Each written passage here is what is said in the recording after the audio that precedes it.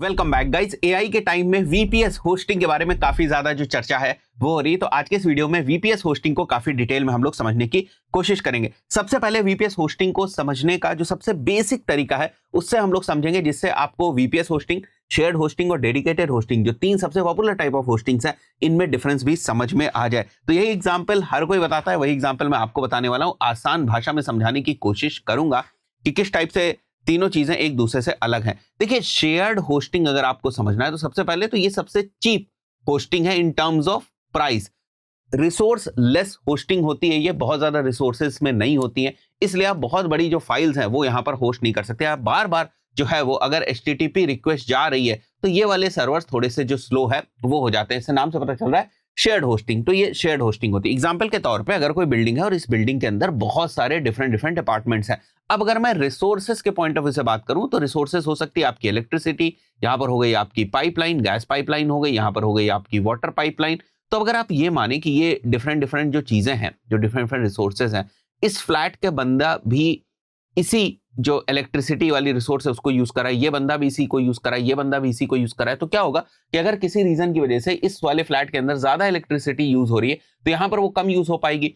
तो shared hosting की problem ही यही है कि क्योंकि आप रिसोर्सेज को आपस में शेयर कर रहे होते हैं, रिसोर्सेज मतलब सर्वर को शेयर कर रहे होते हैं, सर्वर मतलब स्पेस को शेयर कर रहे होते हैं। तो जहां पर शेयर हो रही है चीजें, अगर कोई एक पर्सन उस रिसोर्स को ज्यादा यूज करने लगेगा तो दूसरे पर्सन के ऊपर जो है वो इफेक्ट पड़ेगा। मान के चलते आपकी कोई हैवी वेबसाइट है, ई कॉमर्स वेबसाइट है, एकदम से उसके ऊपर ट्रैफिक जो है वो आ गया और ये वाला पर्सन पहले से ही रिसोर्सेज को यूज करा है, उस पर्टिकुलर सिनेरियो में आपको उतनी ज्यादा रिसोर्सेज जो है वो नहीं मिल पाएंगे। वहीं पर अगर आपकी कोई बेसिक सी वेबसाइट है, छोटी सी वेबसाइट है, मान के चलते हैं 8-10 पेजेस की एक सर्विस वाली वेबसाइट है, कोई फर्क नहीं पड़ता है, क्योंकि जो रिक्वेस्ट जा रही है HTTP रिक्वेस्ट जो ब्राउजर से जा रही होती है सर्वर में, वो इतनी ज्यादा रिक्वेस्ट नहीं जा रही होती और जो डेटा है वो आराम से जो है वो ब्राउजर के पास आ जाती है। एग्जाम्पल के तौर पे कोई पर्सन अगर आपकी वेबसाइट को ओपन करने की कोशिश करे या मेरी वेबसाइट को ओपन करने की कोशिश करे, जैसे मैं यहां पर जाता हूं UT डिजिटल मीडिया जो है वो सर्च करूंगा अपनी वेबसाइट को, तो एग्जैक्टली क्या प्रोसेस हो रही है ये आपको समझ में आना चाहिए।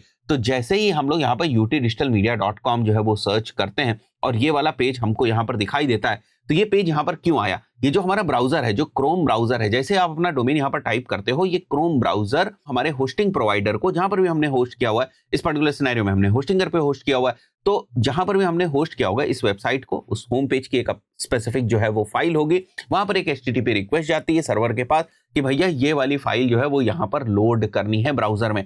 सो जब वो फाइल जो है वो ब्राउजर के पास आती है तो ब्राउजर की ये टेक्नोलॉजी होती है कि वो इस फाइल को डिकोड करता है और आपके सामने स्टेबल CSS को इस फॉर्मेट में या JS को इस फॉर्मेट में प्रेजेंट करके दे देता है। बट यही रिक्वेस्ट जो है जब ज्यादा होने लगेंगी तो सर्वर के ऊपर लोड आने लगेगा, बार बार आप रिसोर्सेज को यूज करना चाह रहे हैं, बार बार आप वहां से फाइल जो है वो निकालना चाह रहे हैं, इसीलिए तो आपके servers over the period of time costly हो जाते हैं, इसीलिए तो रिक्वेस्ट कॉस्टली हो जाती है। इसीलिए अगर ट्रैकिंग वगैरह के कॉन्सेप्ट को आप याद करें तो जो आपसे सर्वर चार्ज करते हैं वो उन्हीं रिक्वेस्ट के बेसिस पे चार्ज करते हैं कि कितनी बार आप डेटा को पुल करने की वहां से कोशिश कर रहे हैं। तो जो सर्वर की रिसोर्सेज हैं वो तभी यूज हो रही होती हैं जब आप डेटा को पुल कर रहे होते हैं। तो ये जो HTTP रिक्वेस्ट हो रही हैं ये क्योंकि छोटी वेबसाइट्स के अंदर कम होती हैं, तो आपका जो काम है वो शेयर्ड होस्टिंग से चल जाता है, जहां पर ये सारी रिसोर्सेज जो है वो आपस में लोग शेयर करके जो है वो काम चला लेते हैं। थोड़ा सा सिक्योरिटी वगैरह का भी जो है वो कंसर्न होता है, आपके पास ओवरऑल रूट का जो एक्सेस है वो नहीं होता है,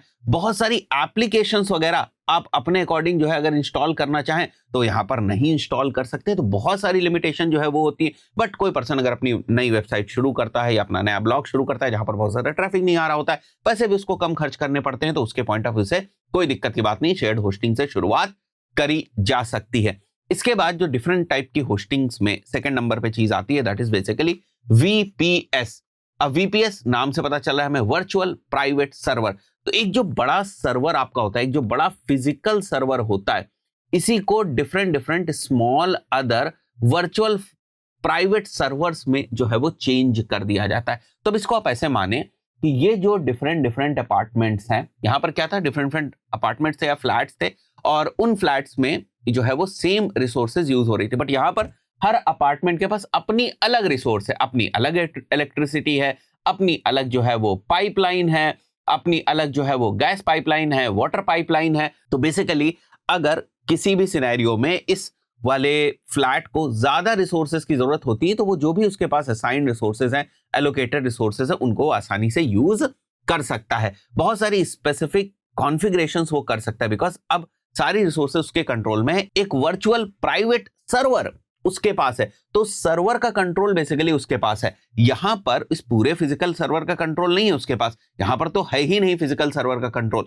बट एक तरीके से अगर आप देखें तो यहां पर उसके पास इन रिसोर्सेज का भी जो कंट्रोल है वो नहीं है। बट यहां पर क्योंकि इसको बिल्कुल अलग से एक वर्चुअल प्राइवेट सर्वर ही बना दिया गया, तो इसका रूट का एक्सेस भी उसको मिल जाता है। यहां पर कोई एप्लीकेशंस वगैरह अगर डिप्लॉय करनी है, अभी अगर आप देखेंगे जब मैं वीपीएस आपको दिखाऊंगा तो आपको समझ में आ जाएगा। अगर आपको कुछ एप्लीकेशंस डिप्लॉय करनी तो बड़ी आसानी से आप कर पाएंगे। अब एआई के टाइम में, आज के टाइम में एकदम से इतने ज्यादा पॉपुलर क्यों हो गए? बिकॉज एआई के पॉइंट ऑफ व्यू से जो डिफरेंट डिफरेंट एप्लीकेशंस को इंस्टॉल करना होता है, जैसे Na10 को अगर आपको इंस्टॉल करना है, या क्लॉबॉट को, आपको ओपन क्लॉ को बेसिकली डिप्लॉय करना है, इंस्टॉल करना है, तो उन सारी चीजों को आप वीपीएस के ऊपर इंस्टॉल जो है वो कर रहे होते हैं, सो दैट आपकी मशीन जो है वो एक तरीके से सेफ रहे। ये जो आपकी अपना हार्डवेयर है, इसके ऊपर आप काम नहीं करना चाहते, बिकॉज आप इन टूल्स को जो है वो अपने सिस्टम की जो इंफॉर्मेशन है, डेटा है, वो आप नहीं देना चाहते सिक्योरिटी के पॉइंट ऑफ व्यू से। तो आप बेसिकली क्या कर रहे हैं, आप कह रहे हैं कि मैं पैसा देने को तैयार हूं, मैं वीपीएस ले लूंगा, और वीपीएस के ऊपर क्योंकि एप्लीकेशंस को इंस्टॉल करने का भी ऑप्शन मिलता है, तो Na10 को मैं वहां इंस्टॉल करूंगा, ओपन क्लॉक को वहां इंस्टॉल करूंगा और दबा के वहां पर मैं काम करूंगा। तो ये तो थोड़ा आज के टाइम में जो एआई के पॉइंट ऑफ व्यू से बात हो रही है उसके रिगार्ड्स में बात हो गई। बट उसके अलावा भी वर्चुअल प्राइवेट सर्वर्स के पास जो है वो रिसोर्सेज ज्यादा होती है। तो अगर आपकी कोई ई कॉमर्स वेबसाइट है, या आपने कोई एआई चैटबॉट बना रखा है जहां पर बहुत सारी चीजें हो रही थी, देखो जो आपकी बेसिक सी वेबसाइट होती है ना, वहां पर एक एचटीटीपी रिक्वेस्ट जाती है, जो बेसिक से वहां पर एचटीएमएल फाइल रखी हुई है वो जो है वो यहां पर आ जाती है, और जैसे मैंने भी आपको एग्जांपल के तौर पे दिखाया था, क्रोम ब्राउजर उसको आपके सामने रिप्रेजेंट करके दे देता है। बहुत ज्यादा एपीआई वगैरह का जो यूज है वो नहीं हो रहा होता है, एआई वगैरह का यूज नहीं हो रहा होता है, कहीं से रिक्वेस्ट वगैरह जो है वो बहुत ज्यादा नहीं होती। बट जब हम एआई टूल्स की बात करते हैं, अभी कुछ एग्जांपल से भी आपको समझ में आने लगेगा, तो वहां पर बहुत सारी चीजें हो रही होती हैं पैरेलली। तो ऐसे में आपका शेयर्ड होस्टिंग से तो काम चलने ही वाला नहीं है। इसके बाद आता है जो तीसरे टाइप की होस्टिंग सर्विसेज हैं, that is basically dedicated hosting services.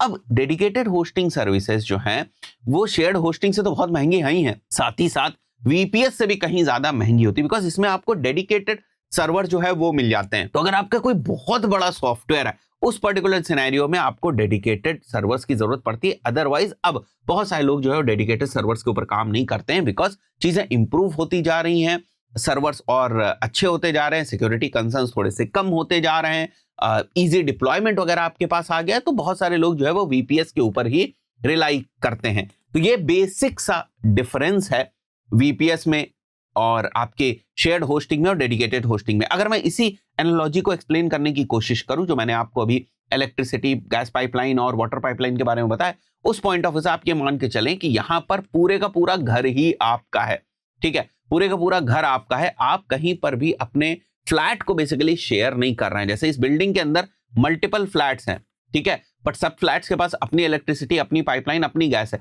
अब यहां पर फ्लैट का भी कॉन्सेप्ट खत्म हो गया, बिल्कुल आपकी पूरी की पूरी बिल्डिंग है, ठीक है, आप बात समझ रहे हैं। तो this is basically dedicated server. तो डेडिकेटेड सर्वर बहुत ही कम लोग यूज भी करते हैं, जिनका बहुत ज्यादा काम होता है, बहुत बड़ी एप्लीकेशन वगैरह उन्होंने बनाई होती है, या कमर्शियल पॉइंट ऑफ व्यू से कोई इनका सॉफ्टवेयर होता है, तो उसके पॉइंट ऑफ व्यू से वो डेडिकेटेड सर्वर्स जो है वो लेते हैं, अदरवाइज वो डेडिकेटेड सर्वर नहीं लेते। अभी और डिफरेंसेस को हम लोग समझेंगे, बट उससे पहले समझ लें कि डिफरेंट डिफरेंट सर्विस प्रोवाइडर्स कौन से हैं। तो जैसे मैंने अभी बताया कि हमारी वेबसाइट ही जो है वो होस्टिंगर के ऊपर होस्टेड है, तो होस्टिंगर एक अच्छा एग्जाम्पल जो है वो हो सकता है। तो लिंक मैं आपको प्रोवाइड कर दूंगा, आप सीधे सीधे जो है वो होस्टिंगर के ऊपर आ जाएंगे, और होस्टिंगर के ऊपर आने के बाद देखिए बहुत सारी डिफरेंट डिफरेंट सर्विसेज हैं। तो यहाँ पर अगर आप जाएंगे तो देखिए वीपीएस होस्टिंग आपको देखने को मिले, और भी बहुत सारी सर्विसेज हैं। तो वीपीएस होस्टिंग के ऊपर आप जा सकते हैं, और वीपीएस होस्टिंग में आपको ये जो KVM 2 वाला प्लान है ये आपको ले रहा है। मैंने KVM 2 वाला ही प्लान लेकर रखा हुआ है, मैं भी आपको दिखा दूंगा, बिकॉज KVM वाले प्लान में आपको 2 CPU कोर्स मिल जाते हैं, 8 GB की रैम आपको मिल जाती है, which is more than enough, 100 GB की NVMe डिस्क स्पेस मिल जाती है, और 8 TB की जो बैंडविड्थ है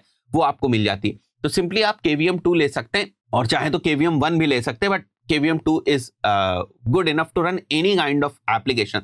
अब देखो, जब भी आप इसको लेने जाएंगे आपके पास ऑप्शन होगा, हमेशा मैं रिकमेंड करते आया हूं कि अगर आपको ये सर्विसेज लेनी है तो जितने ज्यादा टाइम के लिए लेंगे उतना ही बेहतर होगा। उसके अलावा आपके पास कूपन्स के ऑप्शन रहते ही हैं, जैसे उमर या उमर 10 को आप अगर आप यूज करना चाहें तो यूज कर सकते हैं। मैं कूपन्स जो है वो नीचे आपको प्रोवाइड कर दूंगा, लिंक भी मैं इसका डिस्क्रिप्शन में दे दूंगा।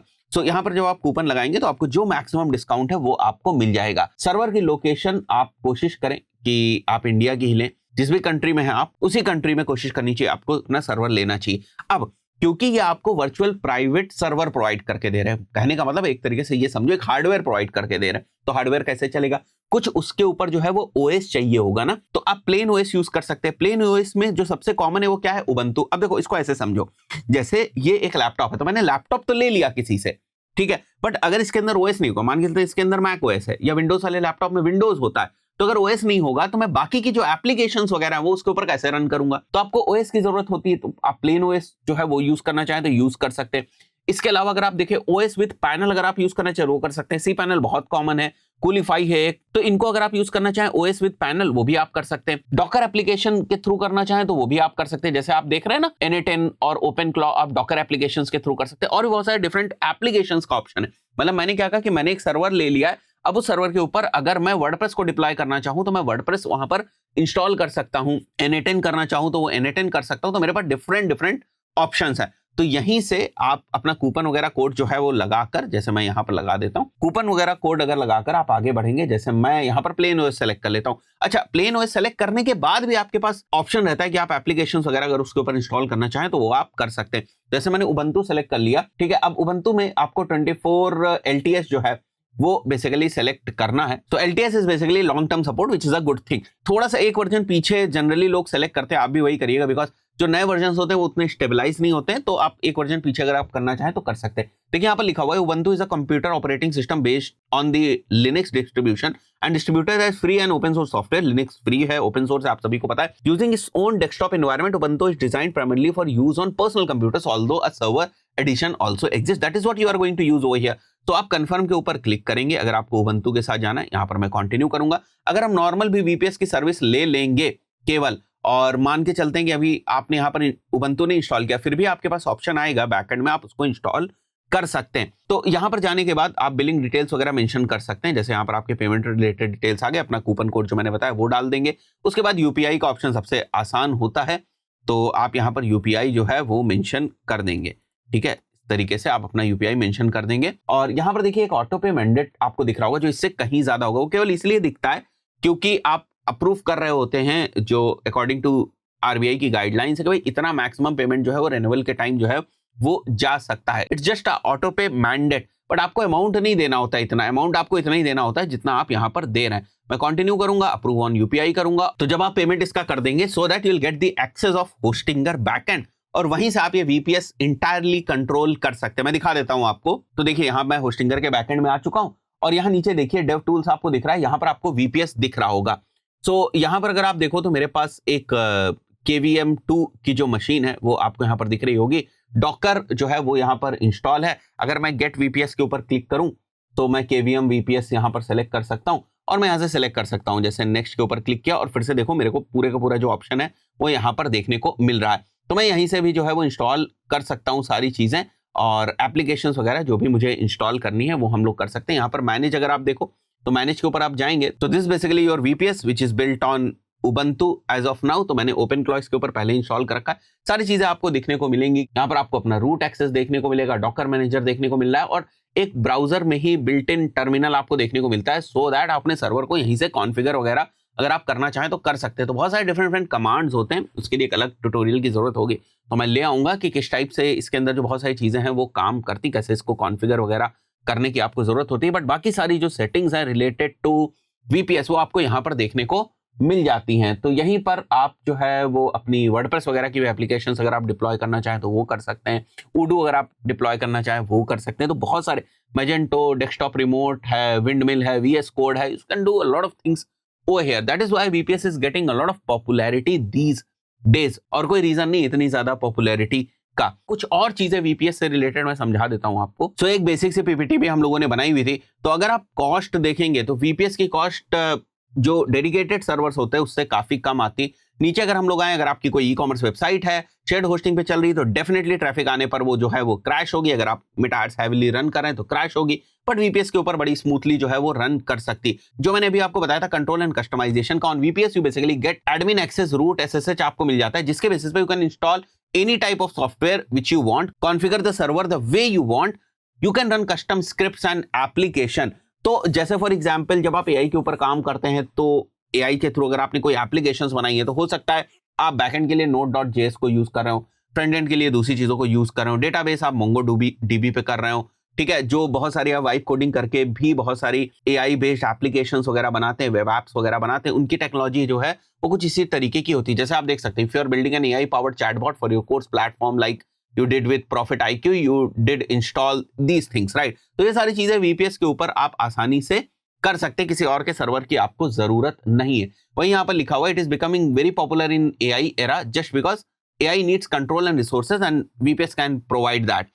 So simply अगर कोई वेबसाइट होगी तो सिंपली एक HTML फाइल को लोड करके डिस्प्ले कराने की जरूरत है, बट वहीं पर अगर कोई AI पावर टूल होगा, फॉर एग्जाम्पल क्लॉड के API को यूज कर रहा है, तो पहले वो क्लॉड की एपीआई को कॉल करेगा, फिर प्रोसेस करेगा रिस्पांस को, फिर डेटाबेस में स्टोर करेगा। अगर कोई ईमेल मार्केटिंग से रिलेटेड मान के चलते हैं कोई चैटबॉट है या ईमेल मार्केटिंग से रिलेटेड कोई एआई टूल है, फिर वो ईमेल्स को सेंड करेगा वाया ईमेल सर्विस, और उसके बाद वो एनालिटिक्स वगैरह ईमेल्स की जो है वो चीजें करेगा। तो ये सारी चीजें आप देख रहे हो ना कि जो इतने सारे सीक्वेंसेस, इतने सारे प्रोसेस है ना, इनको सीपीयू की पावर की जरूरत होती है, and that is why VPS is important. तो आप देख सकते हो ये सारे वो डिफरेंट टूल्स हैं जो आप VPS के ऊपर इंस्टॉल कर सकते हैं, राइट। वेब सर्वर, अगर आपको वेबसाइट रन करनी है अपाचे आप टूल को यूज कर सकते हैं, ठीक है। SQL वगैरह डेटाबेस के पॉइंट ऑफ व्यू से क्रॉन जॉब्स आप कर सकते हैं, डॉकर के थ्रू आप मल्टीपल एप्स कंटेनर्स में रन कर सकते हैं। So these are the some AI use cases जहां पर VPS जो बहुत ज्यादा यूज हो रहा है, like voice cloning, document processing, इन सब चीजों में VPS ही बेसिकली यूज होगा।